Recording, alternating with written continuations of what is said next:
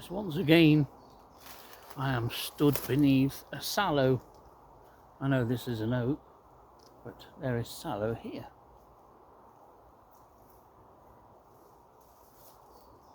And of course there's only one good reason that most of us stand underneath sallow bushes and look up through the leaves.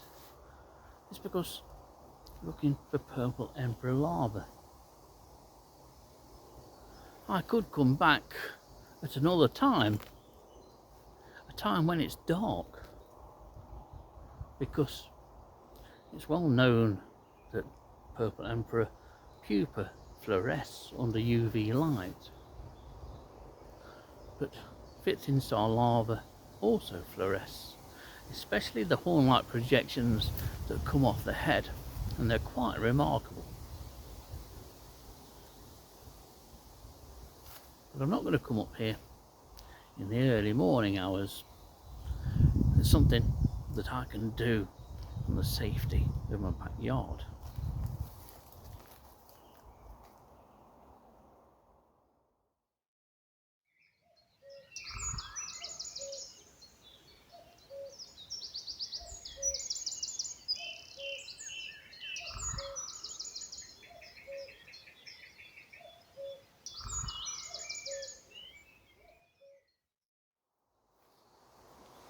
It's funny that in the last few years or so, Nick and Samantha Brown and myself have only found one purple emperor larva on this tree, and yet just across the path from it is another tree that has provided a number of larvae, and it did again earlier on this year.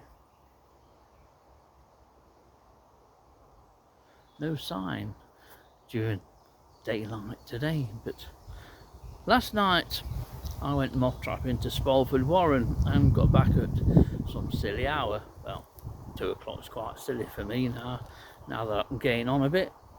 But while sat on the yard having a cup of coffee, I was suddenly reminded by a message from Nick Brownlee earlier in the day about 15 star purple emperor larvae fluorescing and being picked up in the wild by people out at night looking for them with UV torches. Having recently purchased a better UV torch, I thought I can do that while I'm sat here doing nothing. So at 2:20 in the morning this morning, I put my UV torch to the challenge, and it works. The larvae, especially the horn-like projections on the head, are quite remarkable. The rest of the body fluoresces too, but it doesn't fluoresce to the extent that the horn projections do.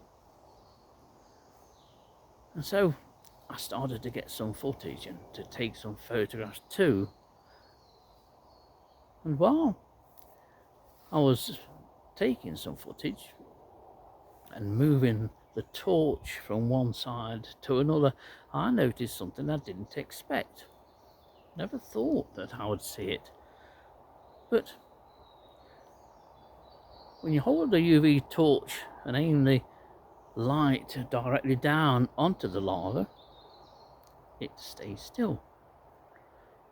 Move the torch to either side and the larva physically rolls its body to maintain full contact, you could say, with that UV light, to ensure that that UV light stays directly above the larva. You can move it to 180 degrees or so to the other side and the larva will rock completely over. I was quite stunned and taken aback by such movement. And why does the larva do it? Does it do it because it likes the UV light, or does it do it for the other reason that the UV light hurts what eyes that larva has? Either way, it's quite remarkable and something that I never thought of. In my mind, never thinking of seeing it. And I tried it time and time again on different larvae and they all did the same. But of the magnificent 8 that I have here in this cage, 6 of them are L5. In fact, 8 of them are L5 now, because the other 2 that were L4 have molted into L5. And so they're growing nicely, and pupation will start within a week or so from the first of the larvae. But it was looking under UV light and noticing the movement of the larva, how it rocks to the side, completely tilts the whole of its body so that the light goes down on the back of the larva, and to completely roll again when the light was placed in another direction. It astounded me, it really did. Just goes to show that you think you know yet again everything about a species, when all along they often have little facets to their makeup that they hide. It's something for people to have a look and find out. You never know what they're hiding, these invertebrates, especially the purple emperor larva.